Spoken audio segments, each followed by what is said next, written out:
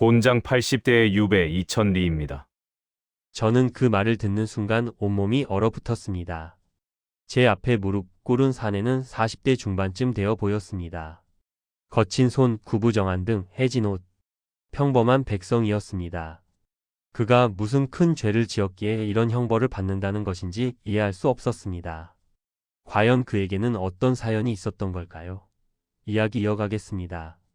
구독과 좋아요, 알림 설정은 이야기 제작에 큰 힘이 됩니다. 소나무 5그루를 베었다는 제목입니다. 관아의 관원이 차가운 목소리로 판결문을 읽어 내려갔습니다. 소나무 5그루. 그것뿐이었습니다. 사람을 해친 것도 아니고 물건을 훔친 것도 아니었습니다. 단지 산에서 나무 몇 그루를 베었을 뿐인데 이런 가혹한 처벌을 받게 된 것입니다. 저는 그때 깨달았습니다. 제가 알던 세상과 실제 세상이 얼마나 다른지를요. 그리고 이런 상황이 벌어지게 된 데에는 아주 충격적인 이유가 있었습니다. 저는 사상감역관의 말단 설이었습니다. 서울 주위의 산을 지키는 일을 하는 관청이었습니다. 북악산, 남산, 인왕산, 낙산. 이 4개의 산은 한양 도성을 감싸고 있는 중요한 산들이었고 나라에서는 이곳을 특별히 보호하고 있었습니다. 제가 이 일을 시작한 것은 석 달 전이었습니다. 벼슬이라고 할 것도 없는 미천한 직책이었지만 저에게는 소중한 자리였습니다. 관아에서 일하며 녹을 받을 수 있었으니까요. 처음에는 단순한 일이라고 생각했습니다. 산을 순찰하고 이상이 없는지 확인하고 보고서를 작성하는 것. 그것이 전부인 줄 알았습니다. 하지만 현실은 달랐습니다. 매일 아침 산 기슭을 돌며 금표비를 확인해야 했습니다. 금표비는 이곳이 출입 금지 구역임을 알리는 돌비석이었습니다. 비석에는 큼지막하게 글자가 새겨져 있었습니다. 금표. 이곳은 나라에서 지정한 금산이니 함부로 들어오지 말라. 나무를 베거나 불을 지피는 자는 법으로 다스린다. 처음 그 비석을 봤을 때는 그저 형식적인 것이라고 생각했습니다. 하지만 곧 알게 되었습니다. 이것이 얼마나 엄격하게 시행되는 규칙인지를요. 어느 날 아침 저는 남산 기슭을 순찰하고 있었습니다. 이른 새벽이었고 안개가 자욱했습니다. 그때 저 멀리서 도끼질 소리가 들렸습니다. 둔탁한 소리가 안개 속에서 울려왔습니다. 저는 소리가 나는 쪽으로 조심스럽게 다가갔습니다. 한 사내가 소나무를 베고 있었습니다. 이미 2그루가 쓰러져 있었고 3번째 나무에 도끼를 내리치고 있었습니다. 저는 그 광경을 보며 잠시 망설였습니다. 모른 척하고 지나갈까? 하지만 제 직책이 그것을 허락하지 않았습니다. 거기 누구요? 제 목소리에 사내가 깜짝 놀라 뒤돌아봤습니다. 순간 그의 얼굴에 두려움이 스쳤습니다. 저는 그때 느꼈습니다. 이 사람도 알고 있었다는 것을요. 자신이 지금 무엇을 하고 있는지, 그것이 얼마나 위험한 일인지를요. 죄송합니다. 죄송합니다. 사내는 도끼를 내려놓고 제게 거듭 절을 했습니다. 그의 손은 떨리고 있었습니다. 집에 땔감이 떨어져서, 아이들이 추워서 떨고 있어서, 한두 그루만 베어 가려고. 저는 그 말을 듣고 가슴이 먹먹해졌습니다. 나쁜 사람이 아니었습니다. 그저 추운 겨울을 나기 위해 나무가 필요했던 가난한 백성이었습니다. 하지만 저는 알고 있었습니다. 이것이 금지된 행위라는 것을요. 여기가 어딘 줄 모르고 들어온 것이요. 알고 있었습니다. 하지만 다른 곳은 이미 나무가 다 베어져서 사내의 목소리는 떨렸습니다. 저는 고개를 저었습니다. 이미 금표비를 보고도 들어왔다면 변명의 여지가 없었습니다. 저는 사내를 관아로 데리고 가야 했습니다. 그날 이후로 비슷한 일이 계속 일어났습니다. 어떤 이는 나무를 베다가, 어떤 이는 산나무를 캐다가, 또 어떤 이는 숯을 구우려다가 적발되었습니다. 모두 먹고 살기 위한 일이었습니다. 하지만 법은 그들을 용서하지 않았습니다. 처벌은 가혹했습니다. 나무를 한두 그루 벤 사람은 곤장을 맞았습니다. 5그루 이상이면 유배형에 처해졌습니다. 심지어 산불을 낸 경우에는 곤장 100대에 유배 2000리였습니다. 제가 본 그 사내는 소나무 5그루를 베었다는 이유로 곤장 80대와 유배 2000리를 선고받았습니다. 저는 그 판결을 지켜보며 의문이 들었습니다. 왜 이렇게까지 엄격하게 다스리는 것일까? 나무 몇 그루가 그렇게 중요한 것일까? 사람의 목숨보다 나무가 더 소중한 것일까? 어느 날 저는 상관에게 물었습니다. 대감, 소인이 감히 여쭙겠습니다. 왜 소나무를 이토록 엄하게 보호하는 것입니까?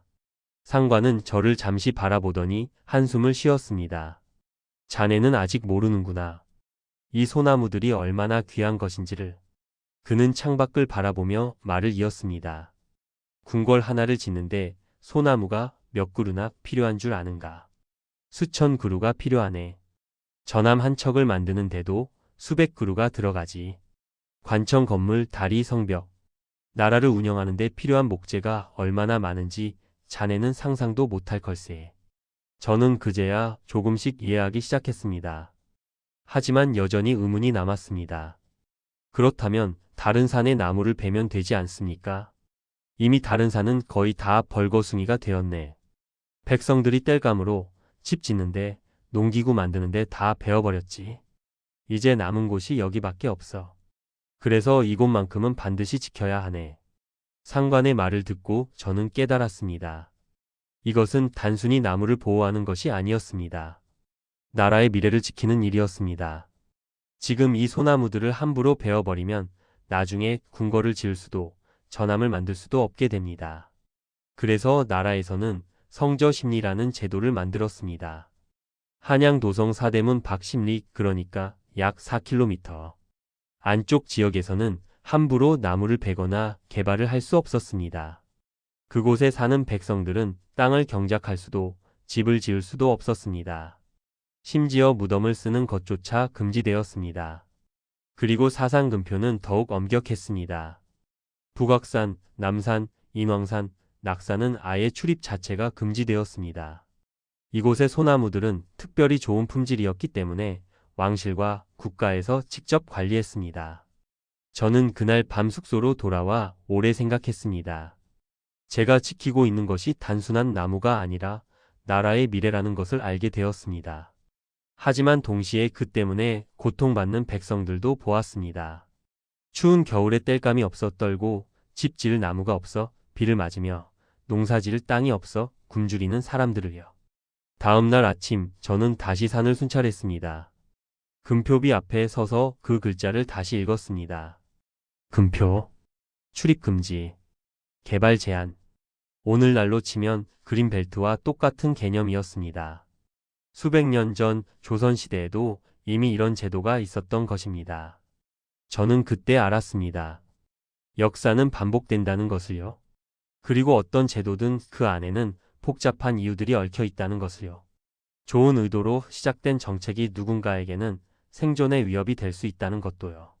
저 멀리 또 도끼질 소리가 들렸습니다.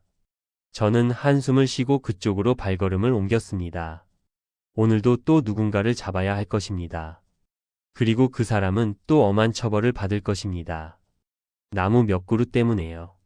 저는 오늘도 새벽 일찍 사산 중 하나인 북악산 기슭을 돌았습니다. 사상감역관 말단 서리로서 제 임무는 단순하지만 중요했습니다. 성저심리 안에 있는 소나무 한 그루 한 그루를 지키는 일이었습니다. 성저심리라는 게 정확히 무엇이냐고요? 제가 상관에게 처음 임명장을 받던 날 선배 서리가 제게 말했습니다. 한양 성곽 내 대문에서 바깥으로 심리까지 그 안은 모두 금표 구역이야. 나무 한 그루 함부로 베면 안 되고 무덤도 함부로 쓸 수 없어. 이건 성종대왕께서 정하신 법도고 지금까지 쭉 내려오는 거야. 저는 그때 고개를 끄덕였지만 솔직히 실감이 나지 않았습니다. 한양 사대문 밖 심리면 엄청나게 넓은 땅인데 그 안에서 나무를 베거나 묘지를 쓰는 걸 전부 막는다는 게 가능한 일일까요? 그런데 왜 이렇게까지 엄하게 금지하는 겁니까?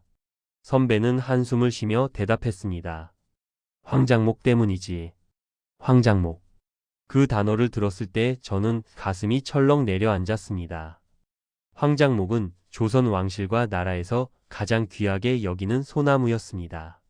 속이 누런색을 띤 소나무인데 나이테가 촘촘하고 목질이 단단해서 궁궐을 짓거나 전선을 만들 때 꼭 필요한 목재였습니다. 세종대왕 9년 기록에도 황장목을 궁궐 건축에 사용했다는 문헌이 남아있을 정도로 이미 조선 초기부터 국가는 이 소나무를 특별히 관리했습니다. 그런데 문제는 황장목의 용도가 한두 가지가 아니라는 점이었습니다. 먼저 궁궐을 지을 때 기둥과 들보로 쓰였습니다. 경복궁을 다시 중건할 때도 창덕궁을 보수할 때도 황장목이 필요했습니다. 그리고 바닷가에서는 병선과 조운선을 만들 때 반드시 이 나무를 써야 했습니다. 배는 물에 떠 있어야 하니 목재가 단단하면서도 물에 강해야 했기 때문입니다. 하지만 가장 중요한 용도는 따로 있었습니다. 바로 임금님과 왕비님, 왕실 어른들의 관을 만드는 일이었습니다. 황장목은 목질이 너무나 좋아서 관을 만들기에 최적이었습니다. 특히 임금님의 관인 제궁을 만들 때는 황장목의 껍질 부분인 백면을 버리고 속신만 사용했습니다. 그러니 황장목 한 그루가 얼마나 귀한지 아시겠습니까? 그래서 나라에서는 사산과 성저 심리 전체를 금표 구역으로 지정한 거야. 선배의 말이 이어졌습니다. 한양을 둘러싼 내산, 북악산 남산인 왕산 낙산, 이 네 곳에는 금표비를 세워서 아예 일반 백성들이 들어오지 못하게 막아. 금표비.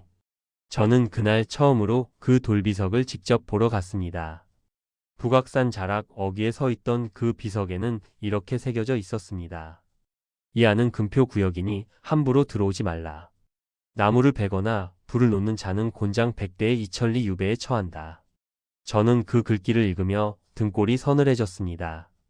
조정에서 이 소나무 숲을 얼마나 중요하게 여기는지 단번에 알 수 있었습니다. 그런데 금표 제도는 사산에만 적용되는 게 아니었습니다. 성저심리, 그러니까 한양 성곽 밖 심리인의 전역에 걸쳐 똑같은 규정이 적용되었습니다. 이 넓은 땅에서 무단으로 나무를 베는 것도, 묘지를 쓰는 것도, 심지어 땅을 파서 경작하는 것까지 모두 금지되었습니다. 그럼 성저심리 안에 사는 백성들은 어떻게 살라는 겁니까? 제가 묻자 선배는 씁쓸하게 웃었습니다. 그러게. 그게 우리가 매일 싸우는 문제지. 저는 그날 이후 매일 아침 사산을 순찰하며 제 눈으로 직접 확인했습니다. 가난한 백성들이 몰래 소나무 가지를 꺾어 가는 모습을 추운 겨울 땔감이 없어 떨고 있는 아이들을 보았습니다. 하지만 저는 그들을 붙잡아야 했습니다. 제가 만약 눈 감아준다면 제가 곤장을 맞고 파직당할 테니까요. 그런데 나라에서는 이 제도를 더욱 강화했습니다. 정조 12년, 그러니까 1788년에 임금님께서는 송금사목이라는 새로운 법령을 만드셨습니다. 이 책에는 소나무를 관리하는 감역관이나 산지기들이 지켜야 할 규정이 빼곡히 적혀 있었습니다.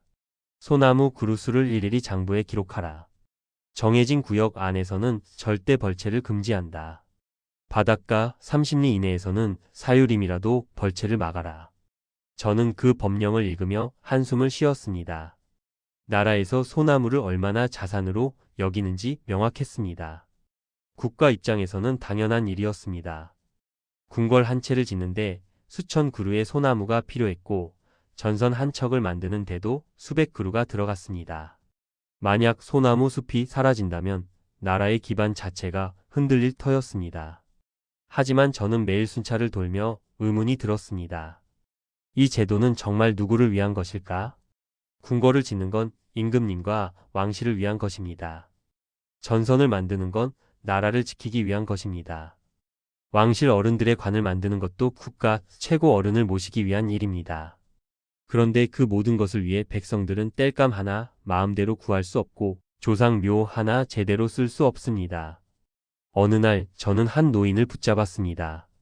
그는 소나무 가지 몇 개를 품에 안고 있었습니다. 어르신, 이건 안 됩니다. 금표 구역 안에서 나무를 가져가시면. 노인은 제 손을 뿌리치지 않고 조용히 말했습니다. 나는 알고 있네. 하지만 집에 손주가 추워서 떨고 있어. 곤장을 맞더라도 이 나무까지는 가져가야겠네. 저는 그를 놓아줄 수 없었습니다. 하지만 그의 등을 보며 가슴이 무거웠습니다. 이 금표 제도, 성저 심리 제도는 분명 나라를 지키기 위한 합리적인 정책이었습니다. 하지만 그 정책이 지키려는 것은 왕실과 국가였지 백성의 삶은 아니었습니다. 저는 그날 밤 금표비 앞에 서서 생각했습니다. 조선시대에도 그린벨트가 있었다고 하면 이게 과연 맞는 말일까? 표면적으로는 맞습니다. 개발을 제한하고 숲을 보호하고 도시 팽창을 막는다는 점에서는 현대의 그린벨트와 비슷합니다. 하지만 그 목적이 환경 보호가 아니라 국가 자원 독점이라는 점에서 이건 전혀 다른 이야기였습니다. 그리고 저는 깨달았습니다. 이 제도의 진짜 의미는 다음 이야기에서 밝혀질 것이라는 걸. 그날 이후 저는 제 임무에 더욱 회의를 느끼게 되었습니다. 저는 매일 아침 사산을 돌며 금표 구역을 지켰지만 정작 이 제도가 누구를 위한 것인지 점점 의심스러워졌습니다. 어느 날 선배 서리가 제게 낡은 기록 하나를 보여주었습니다. 이걸 봐. 숙종 10년 기록이야. 그 문서에는 이렇게 적혀 있었습니다. 궁궐 중건과 병선 건조를 위한 황작목 수요가 급증하고 있으나 공급이 이를 따라가지 못하고 있다. 살림이 황폐해지고 있어 대책이 시급하다.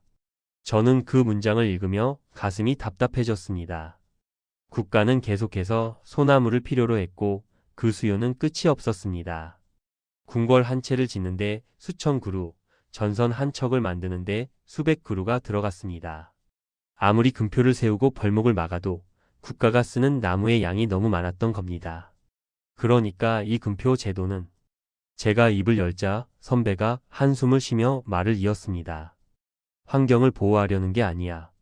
국가가 필요한 목재를 백성들이 먼저 베지 못하게 막는 거지.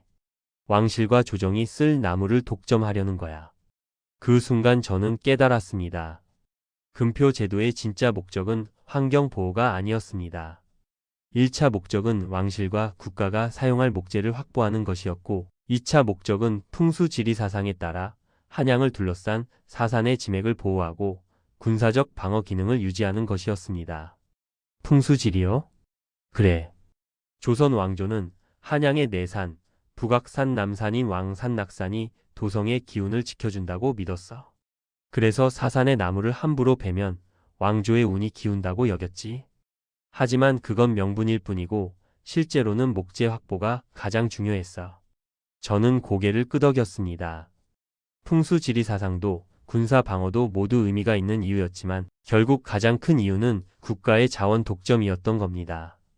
그런데 저는 곧 더 충격적인 사실을 알게 되었습니다. 너 연산군 이야기 들어봤어?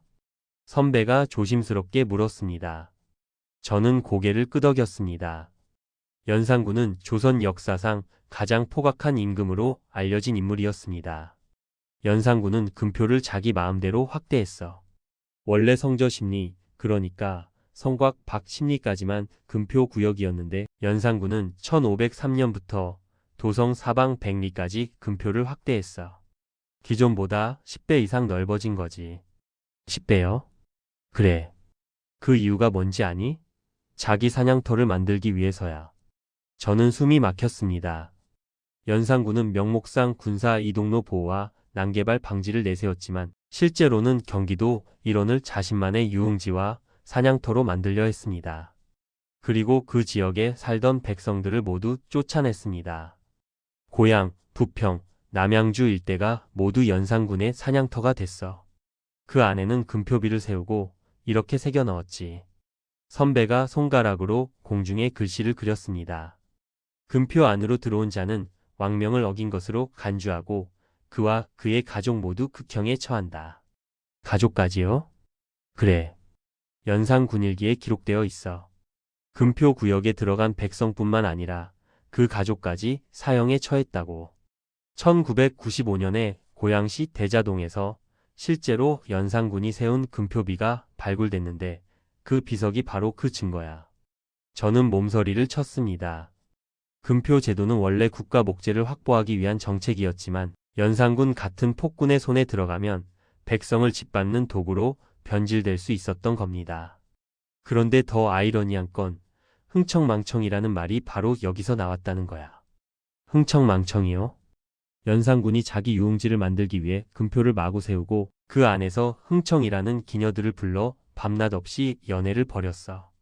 그 모습을 보고 사람들이 흥청망청이라고 부르게 된 거지.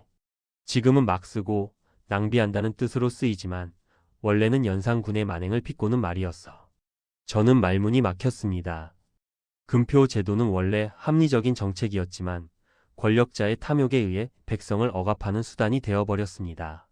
하지만 저는 매일 순찰을 돌며 또 다른 문제를 마주했습니다. 바로 백성들의 생존 문제였습니다. 성저 심리 안에 사는 백성들은 땔감을 구할 수 없었습니다. 추운 겨울 난방을 하려면 나무가 필요했지만 금표 구역 안에서는 나무까지 하나 꺾을 수 없었습니다. 조상의 묘를 쓰고 싶어도 쓸 수 없었습니다. 땅을 파서 농사를 짓는 것조차 금지되었습니다. 그럼 어떻게 살라는 겁니까?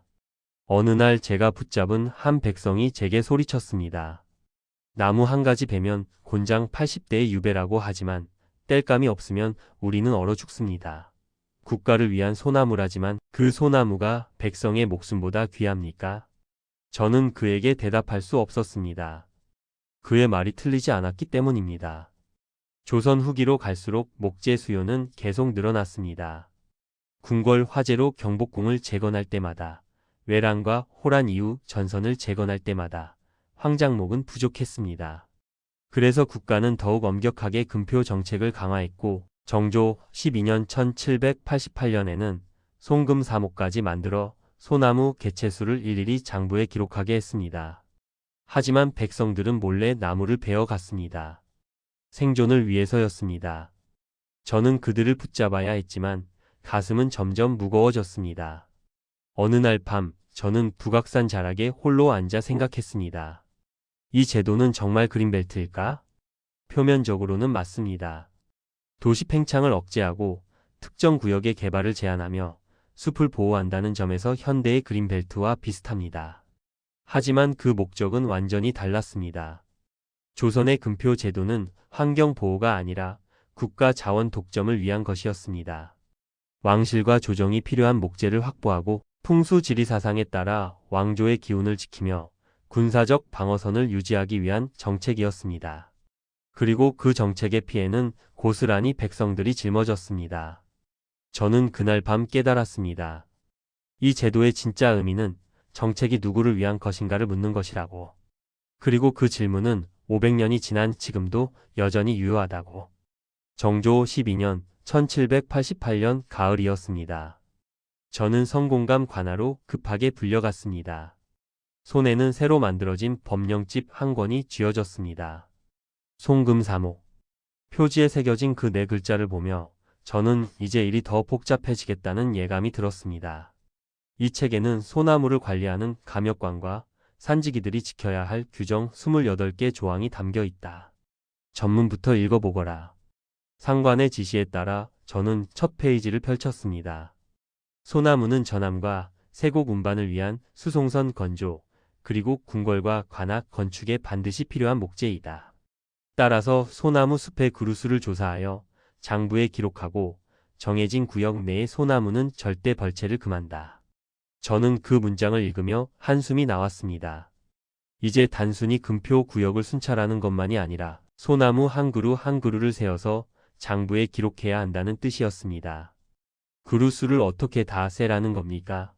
사산만 해도 산 4개인데 거기 있는 소나무가 몇 그루인지 누가 압니까? 제 말에 선배가 쓴웃음을 지었습니다. 그걸 우리가 해야 하는 거야. 임금님께서는 더 이상 불법 벌목을 용납하지 않으시겠다는 거지. 소나무 개체수를 정확히 파악해서 한 그루라도 줄어들면 즉시 보고하라는 거야. 저는 고개를 끄덕였지만 속으로는 의문이 들었습니다. 사상감역관은 정원이 고작 3명, 종구품 말단 관직이었습니다. 저 같은 서리까지 합쳐봐야 한 산에 서너 명이 고작이었습니다. 그런데 북악산, 남산, 인왕산, 낙산 전체를 감시하고 소나무 그루수까지 세라니 현실적으로 불가능했습니다. 선배님, 솔직히 이거 할 수 있는 일입니까? 우리 인원으로는 사산 전체를 감시할 수 없습니다. 나도 안다. 하지만 조정에서는 이렇게라도 해야 한다고 생각하시는 거지. 선배의 말이 맞았습니다. 조선 후기로 갈수록 목재 수요는 계속 늘어났습니다. 임진왜란과 병자호란으로 불타거나 피해를 입은 궁궐들을 복구해야 했습니다. 창덕궁, 창경궁, 경희궁이 모두 손상되었고 1867년에는 고종이 경복궁을 중건하기 시작했습니다. 그런데 문제는 경복궁 중건 당시 쓸만한 목재가 매우 부족했다는 점이었습니다. 두 차례 전쟁으로 많은 소나무 숲이 훼손되었고 국가가 계속 목재를 써온 탓에 공급이 수요를 따라가지 못했던 겁니다. 고종 중건 때는 정말 목재 구하기가 힘들었어. 전국 곳곳에서 황작목을 모았지만 턱없이 부족했지. 그래서 한강을 통해 목재를 운반하는데 중간에 화재가 나서 쌓아둔 목재 800칸이 불타버린 적도 있었어. 선배의 말을 듣고 저는 고개를 끄덕였습니다. 송금사목을 만든 이유를 이제 알 것 같았습니다. 국가는 계속해서 목재가 필요했지만 공급은 한계에 다다랐던 겁니다. 그래서 조정은 더욱 엄격하게 소나무 숲을 관리하려 했습니다. 하지만 현실은 달랐습니다. 저는 매일 순찰을 돌며 불법 벌목 현장을 수없이 목격했습니다. 가난한 백성들만이 아니었습니다. 권력층과 관리들도 특권을 이용해 몰래 소나무를 베어갔습니다. 어느 날 저는 한 양반의 하인이 소나무 통나무를 수레에 싣는 모습을 목격했습니다. 이봐, 이건 금표 구역의 나무 아닌가. 제가 소리치자 그 하인은 비웃으며 말했습니다. 우리 나리께서 한성부 관리신데 내가 감히 뭐라고 하겠나? 내 윗사람에게 말해봐라. 아마 내가 곤장 맞을걸? 저는 아무 말도 할 수 없었습니다. 실제로 권력층의 불법 벌목을 보고해도 저희 상관조차 묵인하는 경우가 많았기 때문입니다. 법은 백성에게만 엄격했고 권력자에게는 관대했습니다. 그날 밤 저는 선배에게 물었습니다. 왜 이 제도는 500년 넘게 유지되었습니까? 실효성도 없는데 말입니다. 선배는 창밖을 바라보며 천천히 대답했습니다. 제도 자체는 합리적이었어. 국가가 필요한 목재를 확보하고 도성 주변 산림을 보호한다는 생각은 틀리지 않았지. 문제는 집행력이었어. 감역관 정원은 턱없이 부족했고 실제 감시할 수 없는 구역이 대부분이었지. 그런데도 조정은 이 제도를 계속 유지했어. 왜요? 궁궐 화재가 날 때마다, 전선을 새로 만들 때마다 목재 수급 문제가 또 대두되니까. 경복궁 중건 때도 창덕궁 보수 때도 매번 목재가 부족했어. 그러니 조정으로서는 이 제도를 포기할 수 없었던 거야. 저는 고개를 끄덕였습니다. 결국 금표 제도는 이상과 현실 사이의 괴리 속에서 유지되었던 겁니다. 조정은 원칙을 지키려 했지만 현실은 그 원칙을 계속 깨뜨렸습니다. 그리고 그 사이에서 가장 고통받은 건 백성들이었습니다. 어느 추운 겨울날 저는 또 한 명의 노인을 붙잡았습니다. 그는 소나무 가지 몇 개를 안고 있었습니다. 어르신, 이건 안 됩니다. 노인은 제 눈을 똑바로 바라보며 말했습니다. 나는 내가 어떤 마음인지 안다. 너도 이 일이 옳다고 생각하지 않는 게 보여. 하지만 너는 너의 일을 하고 나는 내가 살아야 할 길을 가는 거야. 저는 그를 놓아줄 수 없었습니다. 하지만 그날 밤 저는 오랫동안 잠을 이루지 못했습니다. 며칠 후 저는 금표비 앞에 홀로 앉아 생각했습니다. 만약 진짜 그린벨트였다면 백성도 함께 숨 쉴 수 있어야 했다. 금표 제도는 환경을 보호하는 정책이 아니었습니다. 국가 자원을 독점하고 왕실의 필요를 채우기 위한 정책이었습니다. 그 안에서 백성의 생존은 고려 대상이 아니었습니다. 저는 그날 깨달았습니다. 제도의 지속 이유는 그 제도가 누구를 위한 것인지에 달려 있다고. 금표 제도는 조정을 위한 것이었기에 500년을 유지할 수 있었습니다. 하지만 백성을 위한 것은 아니었기에 끝내 그 한계를 드러낼 수밖에 없었습니다. 그리고 저는 생각했습니다. 600년이 지난 지금 현대의 그린벨트는 누구를 위한 것일까? 그 질문에 답을 찾는 것이 역사가 우리에게 남긴 숙제라는 걸. 세월이 흘러 저는 더 이상 사산을 순찰하는 말단 서리가 아니었습니다. 나이가 들어 관직에서 물러난 저는 어느 날 한양 성곽 밖 언덕에 올랐습니다. 그곳에서 바라본 사산은 여전히 푸르렀고 금표비는 그대로 서 있었습니다. 저 금표 제도가 과연 무엇이었을까? 저는 평생 그 제도를 지키며 살았지만 이제야 그 의미를 조금은 이해할 것 같았습니다. 그로부터 수백 년이 흘렀습니다. 1971년 7월 30일 대한민국 정부는 서울을 포함한 수도권 일부 지역을 개발 제한 구역으로 지정했습니다. 사람들은 그 지역을 그린벨트라고 불렀습니다. 1977년까지 8차례에 걸쳐 전국 14개 도시 전 국토의 5.4%에 해당하는 5,397위가 개발 제한 구역으로 묶였습니다. 명목은 명확했습니다. 도시의 무질서한 확산을 방지하고 도시 주변의 자연환경을 보전하며 도시민의 쾌적한 생활 환경을 확보한다. 그 말을 들었을 때 저는 600년 전 조선시대 금표 제도가 떠올랐습니다. 조선의 금표와 현대의 그린벨트. 이 둘은 놀라울 만큼 비슷했습니다.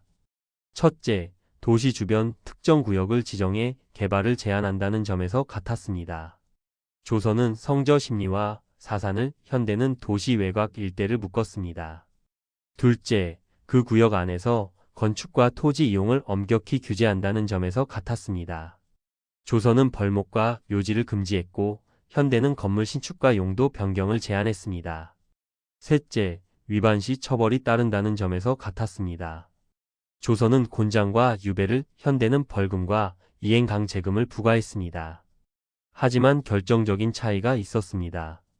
조선의 금표는 국가 자원 독점이 목적이었습니다. 왕실과 조정이 필요한 목재를 확보하고 풍수 지리 사상에 따라 왕조의 기운을 지키며 군사 방어선을 유지하기 위한 정책이었습니다. 환경 보호는 부차적 이유였습니다. 현대의 그린벨트는 명목상 환경 생태 보호를 내세웁니다. 도시 팽창을 억제하고 녹지를 보존하며 시민들의 쾌적한 환경을 지킨다는 공공이익이 그 이유였습니다. 하지만 저는 의문이 들었습니다. 이 정책의 진짜 수혜자는 누구인가? 현대 그린벨트를 둘러싼 논란은 조선시대 금표 제도와 놀라울 만큼 닮아 있었습니다. 그린벨트 구역 내 토지 소유주들은 수십 년간 개발을 할 수 없었습니다. 조상 대대로 물려받은 땅이 있어도 집 한 채 마음대로 지을 수 없었고 농사를 짓거나 창고를 세우는 것조차 제한을 받았습니다. 그들은 외쳤습니다. 이것은 재산권 침해입니다. 공공의 이익이라지만 우리의 삶은 누가 책임집니까? 1998년 헌법재판소는 그린벨트 제도에 대해 헌법 불합치 결정을 내렸습니다. 제도 자체는 합헌이지만 재산권 침해에 대한 보상 없이 운영하는 것은 위헌이라는 판단이었습니다. 이 상황은 600년 전 조선 백성들의 고통과 얼마나 닮았습니까? 조선시대 금표구역 안 백성들은 땔감 하나 구할 수 없어 추위에 떨었고 조상 묘 하나 제대로 쓸 수 없었습니다. 그들도 외쳤습니다. 국가를 위한 소나무라지만 그 소나무가 백성의 목숨보다 귀합니까? 저는 깨달았습니다. 역사는 반복된다는 것을. 그리고 반복되는 역사 속에서 우리가 물어야 할 질문은 언제나 같다는 것을. 이 제도는 누구를 위한 것인가? 조선의 금표는 왕실과 국가를 위한 것이었습니다. 그래서 500년을 유지할 수 있었지만 백성의 삶은 고려 대상이 아니었습니다. 현대의 그린벨트는 명목상 모든 시민을 위한 것이라고 합니다. 하지만 실제로 혜택을 받는 사람과 희생을 감수하는 사람이 다르다면 그것은 진정한 공공이익일까요? 저는 생각합니다. 진정한 보호는 모두를 위한 것이어야 한다고. 조선의 금표가 실패한 이유는 백성을 배제했기 때문입니다. 국가는 목재를 독점하려 했지만 백성들은 생존을 위해 불법 벌목을 할 수밖에 없었습니다. 권력층은 특권을 이용해 법을 어겼고 감역관은 인원이 부족해 제대로 감시할 수 없었습니다. 제도는 이상적이었지만 현실은 그 이상을 배신했습니다. 현대의 그린벨트도 같은 길을 걷지 않으려면 우리는 질문해야 합니다. 이 정책은 정말 모두를 위한 것인가? 아니면 특정 집단만을 위한 것인가? 환경을 보호한다지만 그 대가를 혼자 짊어지는 사람들은 없는가? 공공이익을 위해 개인의 희생을 요구할 때 그 희생에 대한 정당한 보상은 이루어지는가? 저는 600년이 지난 지금도 금표비가 서 있던 그 자리를 찾아갑니다. 그 돌비석은 이제 문화재가 되어 박물관에 보관되어 있지만 그것이 던지는 질문은 여전히 유효합니다. 제도는 누구를 위한 것인가? 역사는 우리에게 교훈을 줍니다. 좋은 제도는 명분만으로 유지되지 않는다는 것을. 제도가 지속되려면 그 제도가 보호하는 대상이 명확해야 하고 그 과정에서 희생을 요구받는 사람들에게 정당한 보상과 배려가 있어야 한다는 것을. 조선의 금표는 국가를 지켰지만 백성을 잃었습니다. 현대의 그린벨트는 환경을 지킨다고 하지만 그 안에 사는 사람들의 삶까지 지키고 있는지 우리는 끊임없이 질문해야 합니다. 저는 이제 알고 있습니다. 조선시대에도 그린벨트가 있었다는 사실이 단순히 흥미로운 역사 이야기가 아니라는 것을. 그것은 우리에게 던지는 질문이라는 것을. 우리는 과거에서 무엇을 배울 것인가? 역사는 반복되지만 우리는 같은 실수를 반복할 필요는 없습니다. 진정한 보호는 모두를 위한 것이어야 합니다. 국가를 위한 정책이 시민을 외면한다면 그것은 결국 국가조차 지킬 수 없습니다. 600년 전 금표비 앞에서 고민하던 그 서리의 질문이 지금 이 시대를 사는 우리에게도 여전히 유효하다는 것을. 그리고 그 질문에 답하는 것이 역사가 우리에게 남긴 숙제라는 것을. 저는 이제 떠납니다. 하지만 이 이야기는 여기서 끝나지 않습니다. 역사를 아는 여러분이 이 질문을 계속 이어가 주시길 바랍니다.